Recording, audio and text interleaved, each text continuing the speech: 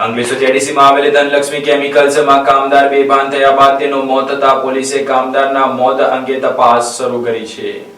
Ankleshwar GIDC વિસ્તારમાં આવેલી Dhanlaxmi chemicals કંપનીમાં કામ કરતા એક કામદારનું શંકાસ્પદ પરિસ્થિતિમાં મોત નિપજતા વિસ્તારમાં ચકચાર મચી જવા પામી છે. ઘટનાને લઈને પોલીસ દ્વારા મોતના ચોક્કસ કારણ અંગે વધુ તપાસ હાથ ધરવામાં આવી રહી છે. મળતી માહિતી અનુસાર અંકલેશ્વર નિવાસી પ્રમોદ મંડલ ધનલક્ષ્મી કેમિકલ્સ કંપનીમાં નોકરી દરમિયાન અચાનક બેભાન થઈ ગયા હતા. સાથે કામદારો દ્વારા તેમને સંભાળવાની કોશિશ કરવામાં આવી, પરંતુ ઘટનાસ્થળે તેમનું મોત થયું. ઘટનાની જાણ થતાં મૃતકના નાના ભાઈ તાત્કાલિક પહોંચ્યા. સમગ્ર મામલે પોલીસને જાણ કરવામાં આવી. માહિતી મળતા જીઆઈડીસી પોલીસ મથકનો કાફલો પહોંચ્યો અને જરૂરી કાર્યવાહી હાથ ધરી મૃતદેહને કબજે લઈ પોસ્ટમોર્ટમ માટે મોકલી આપવામાં આવ્યો છે. મૃતકના પરિવારજનોએ ઘટનામાં યોગ્ય તપાસ સાથે ન્યાયની માંગ કરી છે, તેમજ આશરે ₹30 લાખનું વળતર આપવાની માંગ ઉઠાવી છે. કંપની તરફથી સરકારી નિયમો મુજબ વળતર આપવામાં આવશે તેવી ખાતરી આપવામાં આવી હોવાનું જાણવા મળી રહ્યું છે.